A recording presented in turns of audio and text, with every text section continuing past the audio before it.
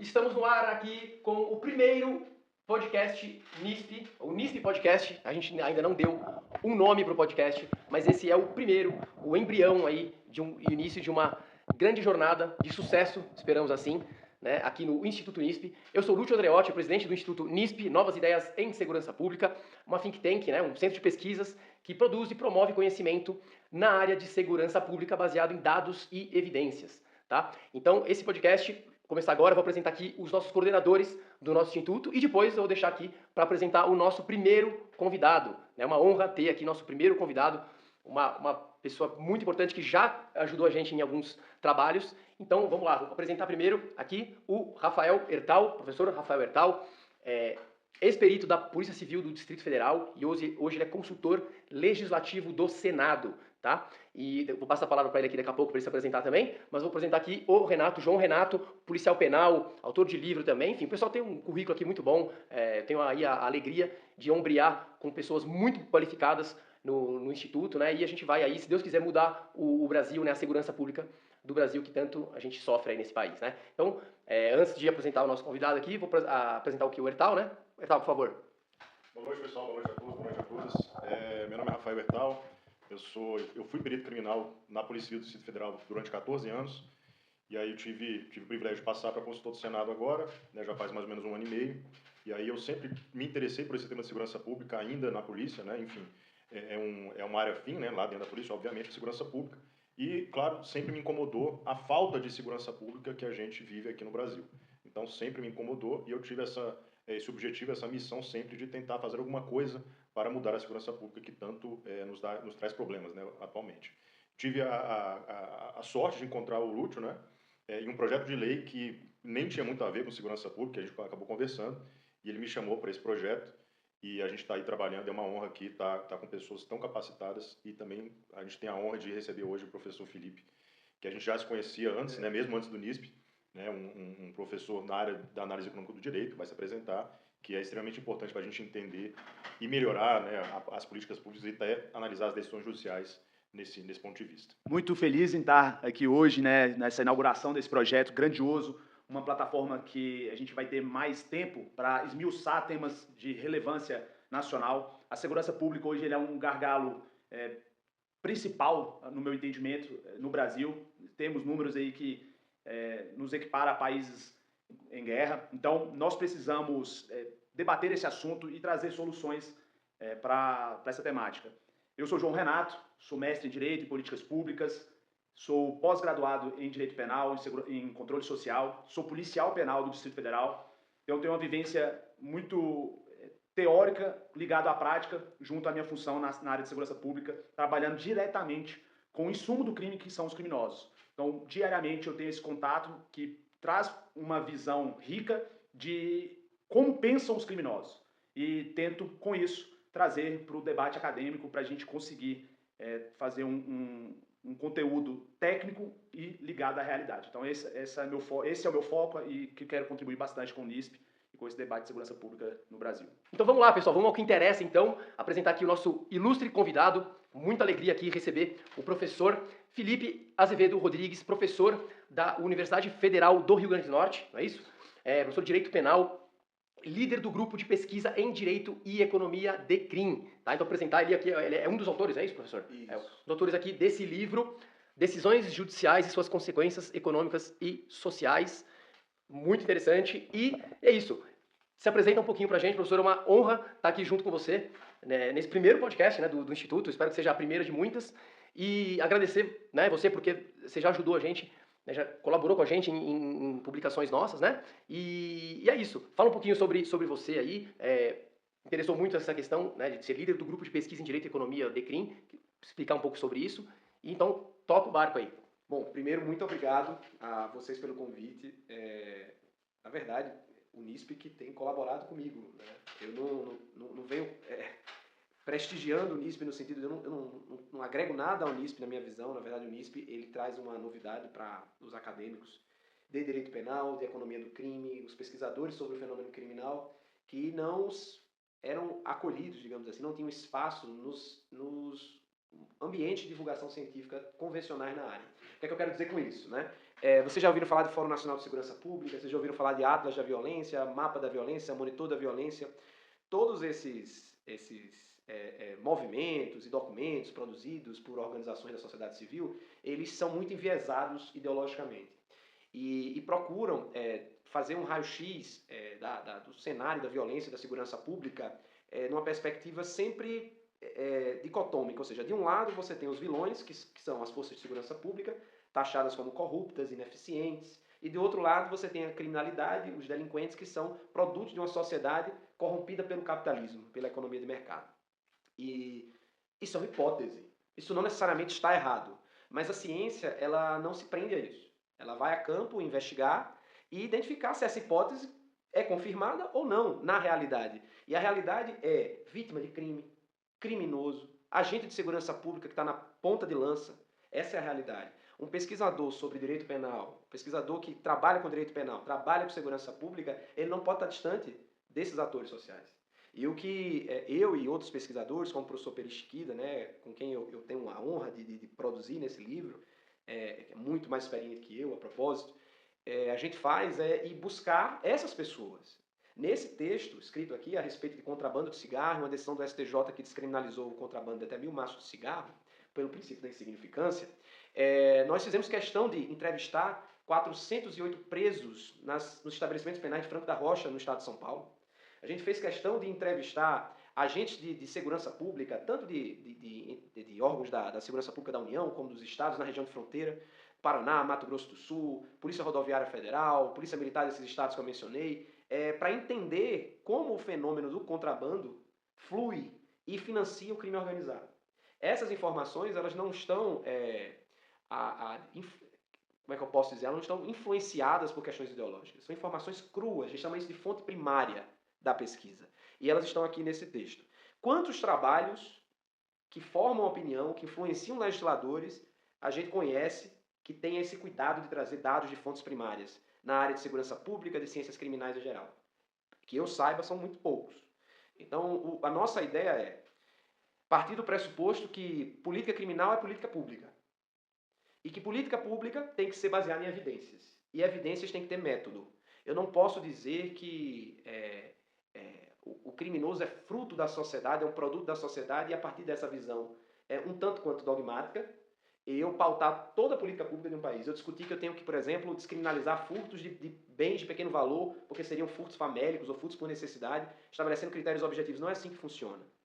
Então, a gente tem toda uma tradição histórica que construiu um direito penal de cunho humanitário, mas que com o passar do tempo, a gente vem percebendo que esse direito penal humanitário ele vem sendo sequestrado por visões ideológicas que, a um só tempo, deixam a vítima à margem completamente do amparo do Estado. Isso eu percebo claramente com a destinação das prestações pecuniárias, quando a substituição da pena privativa de liberdade por restiva de direito, e a prestação pecuniária, conforme o Código Penal, a primeira pessoa, o primeiro destinatário dela é a vítima, e é raríssimo isso acontecer. Nenhum juiz, praticamente, que eu saiba, destina a vítima, publica editais para organizações da sociedade civil, ONGs e tudo mais. E a vítima perde seu patrimônio, leva um tapa na cara, é vítima de um furto, de um roubo, e fica por isso mesmo. Você tem tantas políticas assistenciais no Brasil, agentes de saúde pública que visitam a casa da pessoa para ver se tem foco de mosquito da dengue. Isso nas regiões do Nordeste é muito comum e tudo mais. Mas você não tem um agente do Estado que visita a casa de uma vítima de um crime para saber se o que foi subtraído dela é importante para o sustento da família dela. O Estado é completamente negligente com o seu papel de proteger bens jurídicos dignos de intervenção penal. Vida, liberdade e propriedade. E, ao mesmo tempo, o que falta de humanidade no direito penal do Estado brasileiro para atender a vítima sobra, entre aspas, para tentar romantizar a prática criminosa. E tentar terceirizar a responsabilidade do criminoso para a sociedade, que é um ente abstrato. A sociedade não consegue se defender. Eu não consigo, se eu digo assim, a culpa do crime é a nossa sociedade, você não consegue se defender. Então você joga para um ente abstrato e a coisa fica solta. Então o que é que a gente procura fazer e não encontra espaço nesses fóruns tradicionais que discutem segurança pública? A gente procura trazer fontes primárias, procura trazer evidências dos atores envolvidos com o crime diretamente, a vítima, o delinquente, pergunta ao delinquente o porquê que ele decidiu delinquir, o que é que faz, ele mesmo entende o que é necessário para demovê-lo da prática criminosa. né, com credibilidade científica, com precisão estatística. A gente faz esse tipo de pesquisa e apresenta nesses artigos, para que sim, legisladores, governadores de estado, comandantes de forças policiais, secretários de segurança possam ter informações mais fidedignas para atuar. E o NISP, concluindo meu raciocínio, ele foi o primeiro ambiente de divulgação científica, ou seja, a primeira iniciativa. E eu sei que vocês não são apenas um projeto de divulgação científica, vocês são muito mais do que isso. Mas novas ideias de segurança pública vêm acolhendo, abraçando esses pesquisadores que eram anônimos no Brasil até então. Então, na verdade, eu não sou ainda, não tenho gabarito para prestigiar o NISP. O NISP que me prestigiou, no sentido de ter acolhido o meu trabalho. Eu estou lá no Rio Grande do Norte, pesquisando no interior do Rio Grande do Norte, no curso de Direito que é do interior, meu campus é do interior, em Caicó, com um professor que é do interior do Paraná, na Universidade Estadual, que é o professor Peri Chiquida, e a gente foi a São Paulo pesquisar isso, porque os pesquisadores de São Paulo não fizeram. E vocês estão dando a difusão do conhecimento que a gente produziu, que se não fosse o NISP, a gente não estaria aqui hoje, né? Então é muito mais, nós ganhamos muito mais, nós, academia e pesquisadores, do que vocês. Então eu queria deixar esse agradecimento e esse registro. E já para terminar essa primeira fala, já está muito longa, é dizer que, como vocês podem ver, a gente está com uma câmera hoje, né? O ambiente é muito legal, muito bonito e tal, mas é o primeiro, isso aqui vai ficar mais sofisticado, né, com o tempo. Com certeza. Mas eu não ligo, por quê? Porque quando isso aqui ficar um negócio tipo Flow Podcast de segurança pública, com milhões de seguidores, sempre vão dizer, o primeiro podcast foi com o professor Felipe da UFRN, e aí esse mérito ninguém me tira. Então eu queria agradecer mais uma vez ao convite de vocês. Muito bom, professor. Agradecer, então, na verdade, um colaborando com o outro, a gente agradece muito, né? A gente fica muito orgulhoso também de dar luz, né, a esse trabalho de vocês.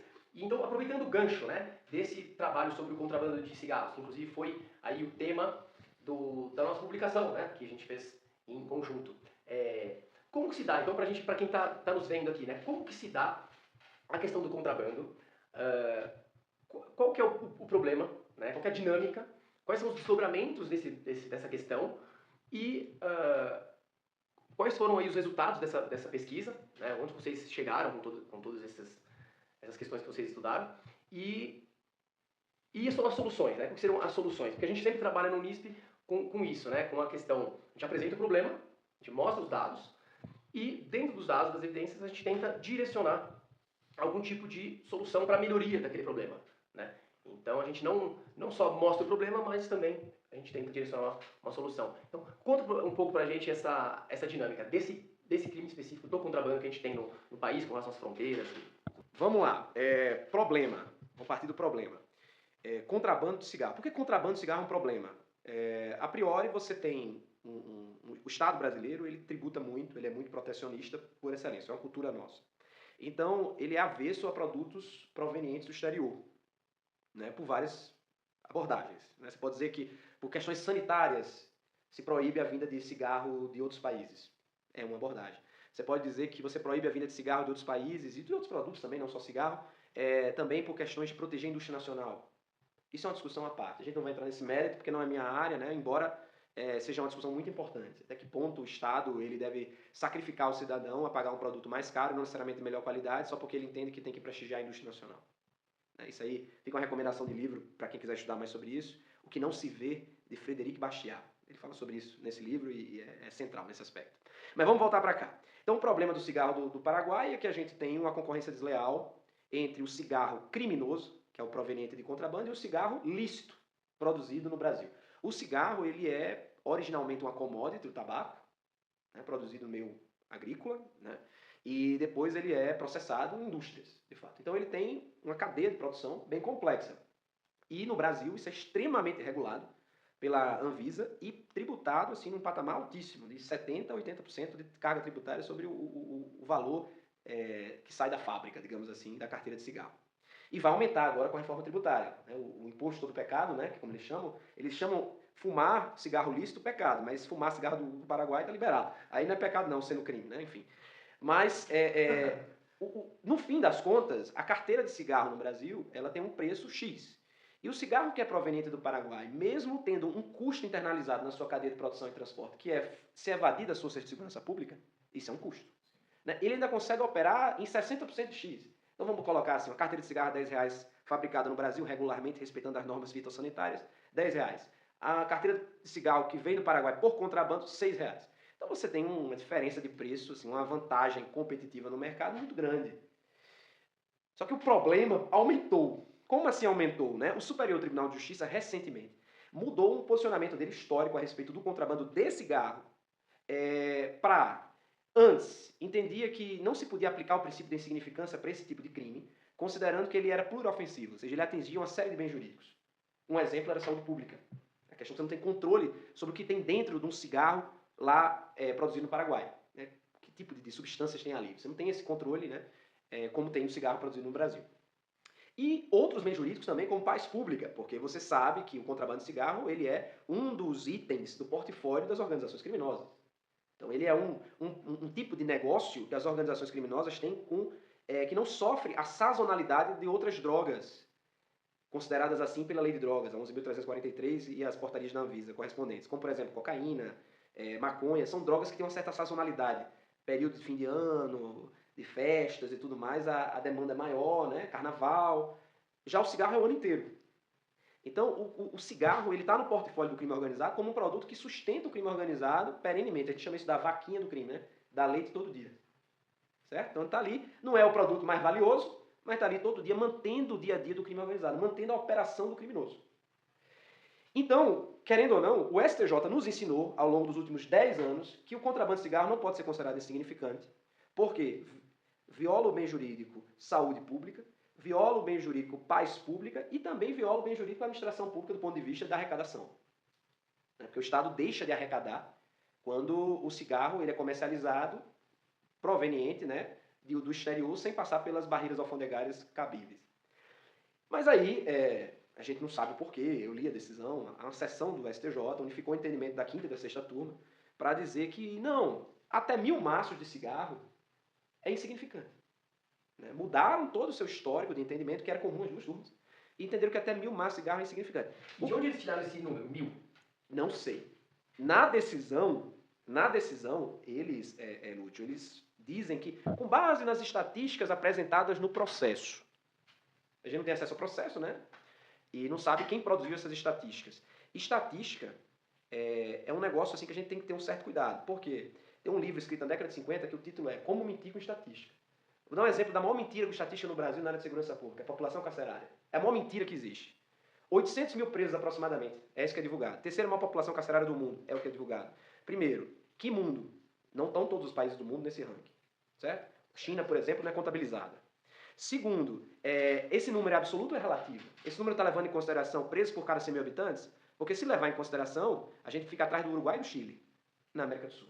A gente prende menos que o Uruguai e o Chile. Tendo uma taxa de letalidade de crimes violentos, letais e intencionais 5 vezes maior do que o Chile. Então a gente prende muito. E outra coisa, os 800 mil presos brasileiros, desses 800 mil, pelo menos 150 mil estão soltos, em liberdade monitorada, usando tornozeleira eletrônica ou não. E são contabilizados como população carcerária. Isso é dado que fundamenta a política pública do CNJ. Então, como mentir com estatística? Mente-se muito com estatística. Não sei se mentiram para os ministros do STJ. Mas aparentemente sim. Por quê? Primeiro porque o contrabando ele é um tipo de delito que utiliza como métier, né, o fracionamento das cargas. Eles misturam com cargas lícitas, a gente vê muito isso com droga, né? Cargas de soja. No meio da carga de soja tem pacote de cocaína. Então é normal fracionar. Faz parte. Então, fracionar em 1.000 maços parece que era o que o crime já fazia. Então, no fim das contas, eu tenho, como o Cláudio Dantas mais cedo conversou com a gente, eu tenho um incentivo para que o crime organizado recrute mais operadores. Estou criando vagas, emprego no crime organizado. Afinal de contas, agora eles vão precisar de mais mulas para fazer o contrabando, para transportar até 1.000 maços. E para os agentes de segurança pública, eles vão contar? Porque na hora eles têm que efetuar o flagrante. Vão efetuar o flagrante sem saber a quantidade? Para depois correr o risco de responder por abuso de autoridade? Se tiver ali perto de 1.000, mas tem 1.200, eu não sou mais, já fui agente de segurança pública, mas se eu fosse, eu deixava passar, amigo. Não vem me dizer que é prevaricação, não. O nome disso é indúbio pro réu, no flagrante, entendeu? Na dúvida, e quantos gramas tem cada cigarro e cada maço? Para eu entender o que é 1.000 maços. E se eu pegar num ônibus que está vindo do Paraguai ou da Bolívia, 3 pessoas, cada uma com 900 maços na bagagem. eu devo entender que ali existe uma associação criminosa e transportando animais, ou por ser insignificante eu não posso atribuir a eles a associação criminosa porque não era para fins de cometer crime, individualmente. Essas perguntas não são respondidas na decisão do STJ.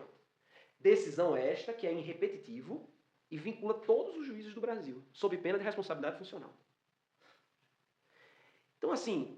E uma pergunta Pois não. jurídica. O policial, na ponta ali, né, o policial rodoviário, ele, então, faz a abordagem e tem essa situação de cada indivíduo ali com 900 maços. É o policial ali na ponta que vai fazer essa avaliação e operar o direito no sentido de conduzir ou não, sob pena de um abuso de autoridade? Vamos passar aí pro pessoal que é policial e que era policial, né? Há pouco tempo, que é que eles acham. É interessante ouvir Rafael, porque Rafael era da Polícia Técnica. E isso passaria por ele.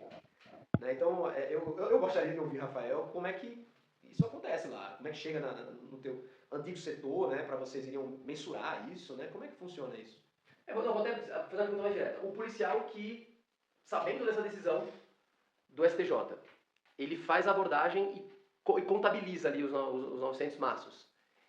Ele conduzindo, ele pode incorrer num abuso de autoridade ou não? Ou o papel dele é fazer a condução e aí o delegado vai fazer a segunda avaliação, na verdade, jurídica, e depois na audiência de custódia vai se definir. Como é que está isso na prática? Essa questão do abuso de autoridade é interessante porque a lei mais recente, né, que revogou a anterior, que teve todo aquele celeuma, né, porque em tese seria uma reação à Lava Jato, né, o que a Lava Jato estava fazendo, o pessoal da MP e da magistratura. Agora, o que protege de fato o agente público, que em tese vai cometer o crime de abuso de autoridade, é o dolo, é o elemento subjetivo específico que é exigido pela própria lei. Então, além de ele estar em curso, né, nos artigos existentes lá, ele precisa ter um elemento subjetivo. Como assim? Uma intenção de se beneficiar, beneficiar terceiro ou prejudicar alguém. Então, digamos que nesse caso, que um agente policial efetue essa apreensão de, digamos, 1.200 maços ou 900 maços, né, contrariando em tese a decisão do STJ, que excluiu a tipicidade do crime de contrabando, em relação até 1.000 maços de cigarro. Não é suficiente que ele cometa essa irregularidade, essa ilegalidade, ainda que esteja previsto na lei de abuso de autoridade. É necessário também que ele queira prejudicar aquele abordado. Agora, o fato de ele prender aquele abordado, isso já é um prejuízo?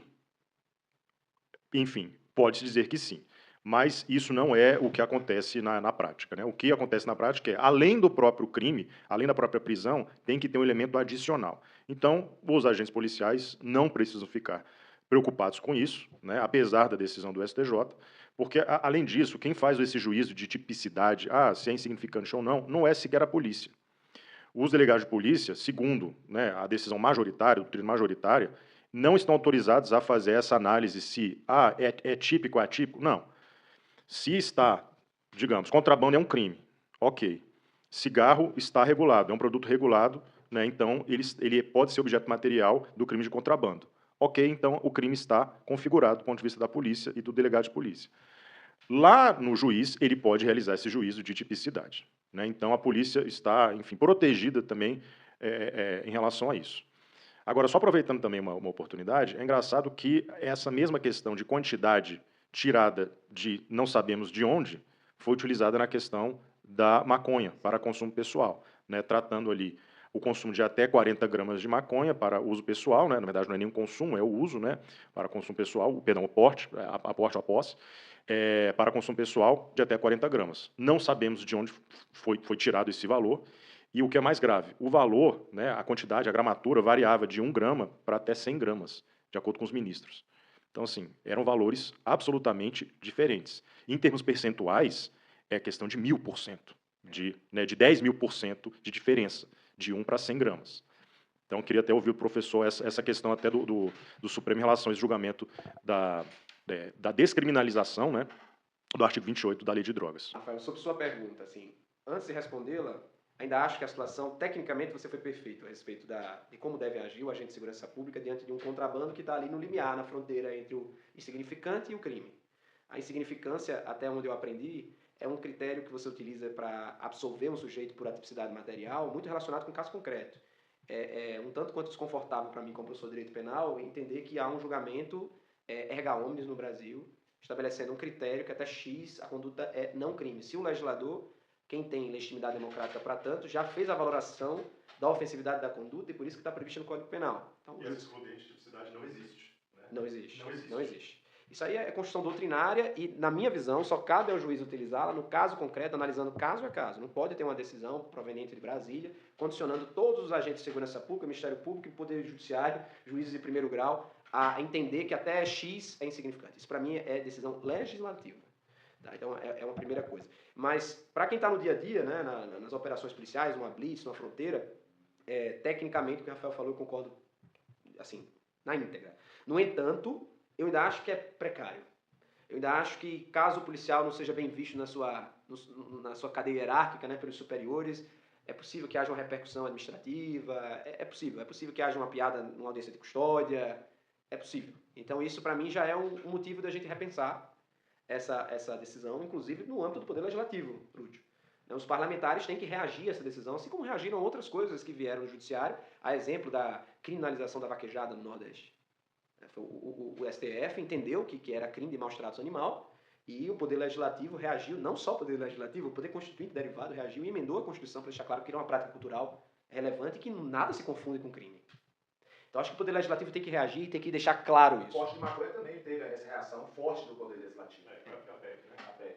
E é Logo em sobre, seguida. Está tramitando. e é sobre isso. Enfim, isso dá margem, né, à nossa velha e famosa insegurança jurídica, né? E é engraçado porque o Brasil é um país com tanta lei, né, acho que é um dos países com mais leis, só que não aproveitam, já que tem tanta lei, para que elas sejam objetivas. Né? Isso. Então a gente tem muita lei e sempre abertas e subjetivas, dando margem a entendimentos, E a decisões com dúvidas, força de lei agora, né? e decisões com força de lei. Ou até superiores à lei, né? Entre a lei e a Constituição.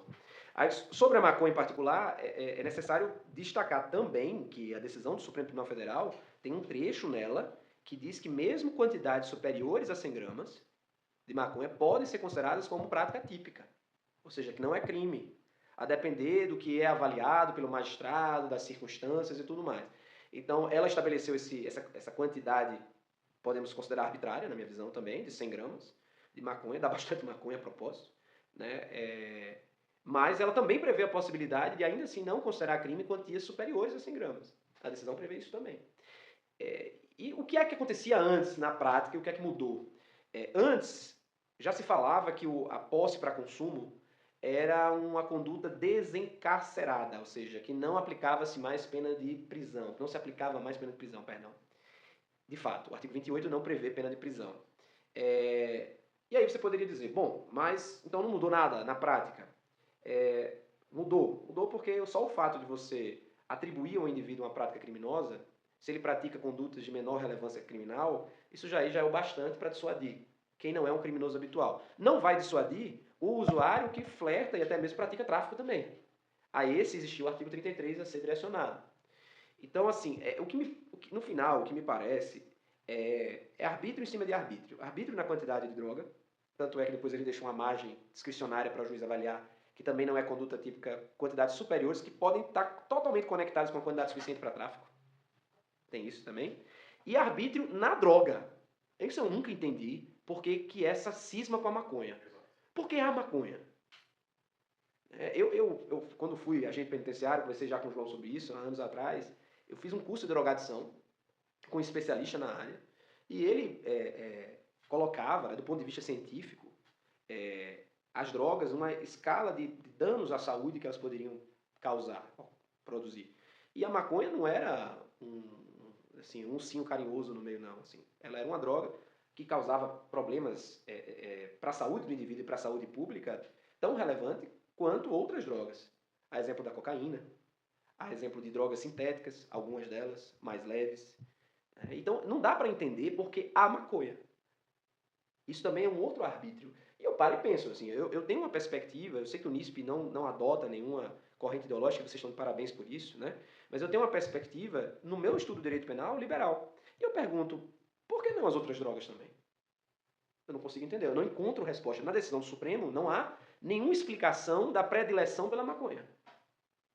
Então isso mostra para mim que o movimento teórico que invadiu as academias jurídicas brasileiras no final dos anos 90, início dos anos 2000, chamado neoconstitucionalismo, do qual ministros do Supremo são doutrinadores, antigos doutrinadores, ele criou uma burocracia judiciária que se julga mais iluminada do que o poder legislativo, o poder executivo e a própria sociedade, apta, portanto, a tomar decisões de cunho moral, ético, ideológico, econômico e social, sem depois assumir as responsabilidades se as consequências forem negativas.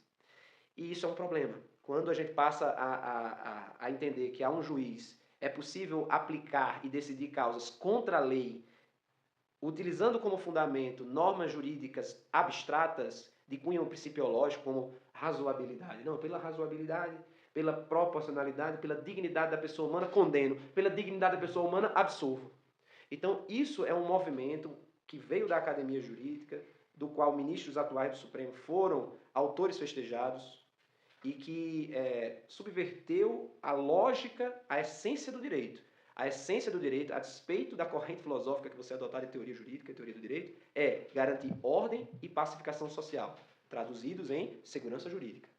Quando, da boca da lei, que é o judiciário, surge insegurança jurídica, é porque o direito do país ele foi subvertido, ele foi capturado por uma burocracia, que não está mais a serviço da sociedade, a serviço da lei, a serviço do Estado de Direito, está a serviço dos seus próprios valores, ideias e das suas próprias idiosincrasias. Então, isso é um problema e eu acredito que na área de segurança pública, o NISP está aqui para revelá-lo. Maravilha. Dando seguimento aqui no nosso bate-papo, nossa conversa, o senhor é um especialista na área de análise econômica do direito. E é uma área que veio trazer uma racionalidade para o ramo do direito penal quando a gente fala da questão da segurança pública.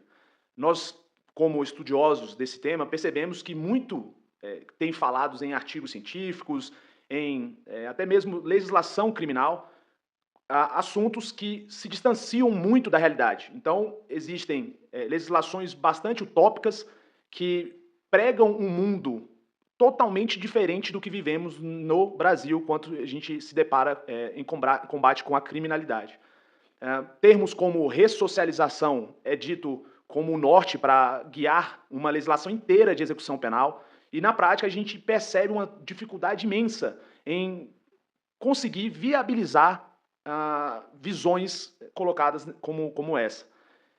Como que a análise econômica do direito ela traz essa racionalidade? Eu queria entender melhor e mostrar aqui para os nossos seguidores a importância da análise econômica do direito, haja vista que política pública ela se depara com um problema público. Temos hoje um problema gravíssimo de segurança pública, de eficiência na segurança pública. Como, com as condições que nós temos, com o orçamento que nós temos, com os políticos que nós temos, com a legislação que nós temos, a gente conseguiria fazer uma resposta mais efetiva no combate da criminalidade, levando em consideração o fundamento primário da segurança, da análise econômica do direito? João, vamos lá. Primeiro, vou usar um raciocínio do professor Perichiquida. O professor Perichiquida diz o seguinte: o maior problema do Brasil nos anos 80 e 90 era a hiperinflação. E as pessoas daquela época, né? Eu era criança naquela época, os nossos pais e tal, eles diziam que não tinha jeito, era o que era, a gente tinha que viver com aquilo, praticando overnight, né? Que tipo de operação e tal. E de repente surge o Plano Real, né? E muda o comportamento das pessoas, né? Consegue controlar indicadores macroeconômicos, estabilidade da moeda, divisas internacionais e tudo mais. O Brasil muda completamente graças ao Plano Real. Qual é o problema do Brasil nos anos 2000? Segurança pública. Se você pegar todos os indicadores de violência, você vai ver que tem um incremento substancial a partir de 2003, no Brasil inteiro. Nos anos 90, a cidade de São Paulo tinha um número de homicídios para cada 100 mil habitantes menor do que Nova York. E nos anos 2000, a coisa vira de cabeça para baixo, né? E as cidades brasileiras, inclusive o interior também, né? As cidades do interior passam a ser muito violentas. A gente chama de interiorização do crime. Então a gente precisa de um plano real de segurança pública. O bom problema do Brasil hoje, agora, é segurança pública. Existem estudos, né, de pesquisadores da análise econômica do direito, o professor Cristiano Oliveira, do Rio Grande do Sul, que tratam do custo da criminalidade. O próprio Daniel Cerqueira, que era do IPEA também, quanto custa a criminalidade para o Brasil, né? E isso vai muito além do dano patrimonial, vai da população economicamente ativa que a gente perde para o crime. Isso é determinante. Imagina o quanto a previdência social é afetada com o deslocamento de uma população jovem para a criminalidade. Você não tem essas pessoas contribuindo para a Previdência, Então, assim, e recebendo benefícios sociais das suas famílias, por estar na informalidade praticando crime, da própria Previdência. Então, a gente tem vários estudos nesse aspecto que demonstram o tamanho do problema e a necessidade de a gente ter um plano real de segurança pública. Não acho que isso se resolve com uma emenda à Constituição que diga que agora existe um sistema único de segurança pública, que o manda-chuva, o xerife é o ministro da Justiça. Não acho que seja por aí. Né? Mas alguma coisa tem que ser feita e a gente está aqui para pensar nisso. E é urgente que seja feita. Mas, tentando colocar os pés no chão e falando de onde vem a análise econômica do direito, na área do crime ou do direito penal. Então, Gary Becker é o principal autor do assunto, Prêmio Nobel de Economia, com o artigo Crime e Punição, Abordagem Econômica, escrito na década de 60, é professor da Universidade de Chicago, nos Estados Unidos. E Gary Becker tem uma fórmula extremamente simples, que é fruto do senso comum. Geralmente, os grandes gênios identificam no conhecimento do dia a dia ideias simples e brilhantes. Né? E o Gary Becker ele diz o seguinte, bom, o crime, a quantidade de crime está em função da probabilidade do sujeito ser punido e da severidade da punição, do quão dura é a pena. Então, se eu disser que a pena é pintar uma escola e o sujeito pratica estupros recorrentes, a severidade da pena é baixa, ainda que ele seja sempre pego. Então eu preciso modular isso, é um produto, é uma multiplicação. Se a severidade da pena é próxima a zero, posso ter 100 aqui de probabilidade de punição, que o resultado é baixo e a quantidade de crime dispara. A mesma coisa o inverso. Eu tenho penas duríssimas previstas na legislação, mas ninguém é pego. A polícia não trabalha, subnotificação, inquéritos não são concluídos, e aí não adianta a pena ser alta, que também o crime continuará crescendo, porque o produto dessa função vai dar abaixo, né, como dissuasão do crime. Então eu preciso modular essas questões. O que é que a gente tem no Brasil hoje? No Brasil a gente tem penas baixas e as forças de segurança pública não têm condições, por vários problemas estruturais, de garantir a diminuição da impunidade. Então a gente tem o pior dos mundos. Os dois indicadores que a gente precisa calibrar, os nossos dois indicadores são ruins. E aí a quantidade de crimes no Brasil é altíssima. Crimes contra o patrimônio, crimes contra a vida, e os nossos dados para representar o tamanho da nossa criminalidade, eles são muito ruins também. Ou seja, a gente tem só a noção da ponta do iceberg. A quantidade de furtos de celular, de roubo de bolsa em parada de ônibus, cuja vítima normalmente é uma mulher, que não são notificados, não são contabilizados. Então a gente só enxerga a ponta do iceberg e ela já é terrível, né? Então a gente precisa modular essas duas coisas. A gente precisa melhorar o enforcement, né? A gente precisa melhorar a capacidade das forças policiais de dissuadir a prática criminosa. Não falta literatura brasileira e estrangeira sobre isso, como fazê-lo. Não tem bons exemplos nas polícias brasileiras, não faltam bons exemplos. Tem polícia de Santa Catarina, polícia de São Paulo, tanto a militar como a civil, que são extremamente efetivas para o padrão nacional. Então, exemplos positivos não faltam. Agora a gente precisa, de alguma maneira, combinar com os russos. Quem são os russos? Ministério Público, Defensoria Pública e Poder Judiciário. Então a gente precisa entender por que o policial critica tanto a audiência de custódia. Precisa entender. Porque o policial é ignorante e não entende o que é audiência de custódia, é um mero procedimento que já existia antes, de outra maneira e tal. Não. Escuta o policial. Vamos entender. Vamos entender por que aquilo ali incomoda tanto, né? Vamos tentar aperfeiçoar esse modelo. Vamos entender também por que é tão complicado o sujeito ser condenado por um crime bárbaro, como estupro. Isso acontece no Brasil hoje. Eu não sei se está todo mundo se dando conta disso, tá? Isso acontece no Brasil hoje. O estupro, um crime bárbaro, hediondo, cuja pena é de 6 a 10 anos. Isso significa que, por ser um crime praticado às escuras, às escondidas, da própria dinâmica do estupro, dificilmente você pega alguém reincidente. Você pega um indivíduo sempre primário, embora ele tenha praticado 30 estupros até você pegá-lo pelo primeiro. E quando você pega um indivíduo por um estupro e condena esse indivíduo, dificilmente a pena dele ultrapassa 8 anos. Na hora da dosimetria, de 6 a 10, vai figurar ali entre os 6 e 8, próximo à pena base. No Brasil, entre 6 e 8 significa início de cumprimento de pena no regime semiaberto. O regime semiaberto, na maior parte dos estados brasileiros, foi substituído por tornozeleira eletrônica. Então vejam só, um crime bárbaro no Brasil. O indivíduo é condenado por ele, por ter estuprado uma mulher. E no dia seguinte da sua sentença condenatória, ele está livre, circulando nas mesmas vias públicas da vítima. Se isso não é um problema, fica difícil da gente entender a solução. Isso tem tudo a ver com Becker. Qual é a pena? A severidade da pena para um estupro no Brasil? Olhando para o que acontece na prática, é muito baixa. Não adianta você exasperar um sistema inquisitorial de que a palavra da vítima no estupro é o bastante. Não adianta você trazer elementos de um pensamento feminista, de que você tem que combater o machismo, que ele é o causador. Não adianta. Esse discurso que eu estou dizendo, ele une todas as pautas ideológicas. Ele vai unir o movimento feminista, ele vai unir a força de segurança pública, porque esse é um problema da sociedade, ele transcende questões ideológicas. Eu acredito que as mulheres devem ter repugnância a uma informação dessa natureza, a saber que as coisas são assim tratadas no Brasil. Eu acredito que os policiais que fazem uma dura investigação para conseguir, de alguma forma, identificar e ter elementos para um crime bárbaro como esse, que precisa de muita polícia técnica, né? É um crime material, a gente sabe disso, o estupro precisa ter prova perispal. Então, daí a importância do NISP. Vocês aqui não cuidam de preferências ideológicas, vocês cuidam aqui das funções essenciais no sistema de justiça criminal, quais sejam proteger bens jurídicos dignos de intervenção penal, proteger liberdade de ir e vir, liberdade sexual, vida, propriedade, os direitos que são consagrados na nossa Constituição, que são fruto de um poder constituinte originário que colmatou, né, todos os interesses da sociedade a despeito da origem do grupo social, do movimento social, da bandeira ideológica partidária de cada um deles. Aquilo ali foi um documento que consagrou direitos de todo indivíduo, de todo cidadão.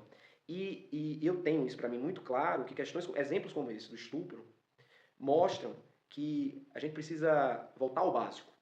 E o NISP está aqui para isso. Mostrar que a maneira como os eruditos normalmente encaram o comportamento criminoso, ele não está satisfazendo ninguém. Ninguém. Nem os próprios eruditos. Um crime bárbaro como estupro não pode ficar impune. Isso eu acho que é um consenso.